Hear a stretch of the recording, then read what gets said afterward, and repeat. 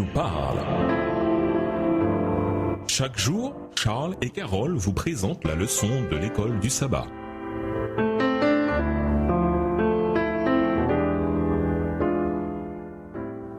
Bienvenue dans votre émission Dieu nous parle. Nous voilà au mardi, source de sanctification. Que nous indique 1 Corinthiens 6, le verset 11, Tite 3, le verset 5 et Hébreux 13, le verset 12 sur la sanctification.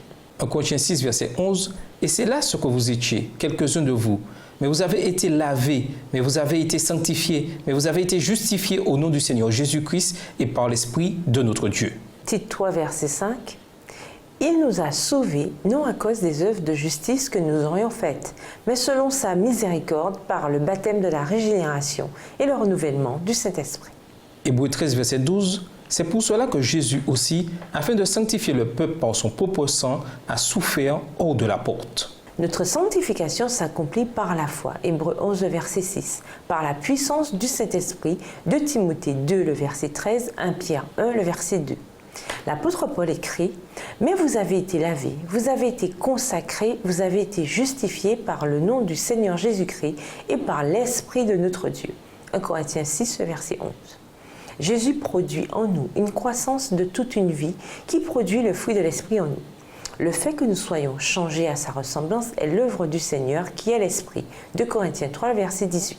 Lisons Galates 5, les versets 16 et 17. Que nous dit Paul dans ces versets? Galates 5, les versets 16 à 17. Je dis donc, marchez selon l'Esprit et vous n'accomplirez pas les désirs de la chair.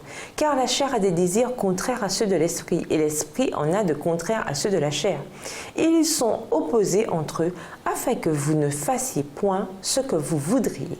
Une bataille fait rage en chaque croyant. La tension que nous connaissons tous vient du fait que le péché habite en nous. Romains 7, verset 20.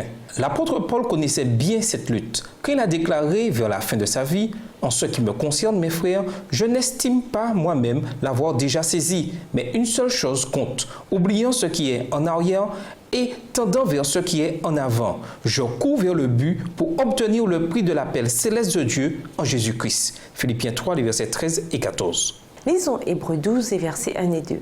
Quel est ce combat de la foi que nous devons mener contre le péché? Hébreux 12 et versets 1 et 2. Nous donc aussi, puisque nous sommes environnés d'une si grande nuée de témoins, rejetons tout fardeau et le péché qui nous enveloppe si facilement et courons avec persévérance dans la carrière qui nous est ouverte. Ayant les regards sur Jésus, le chef et le consommateur de la foi, qui, en vue de la joie qui lui était réservée, a souffert la croix, méprisé l'ignominie et s'est assis à la droite du trône de Dieu.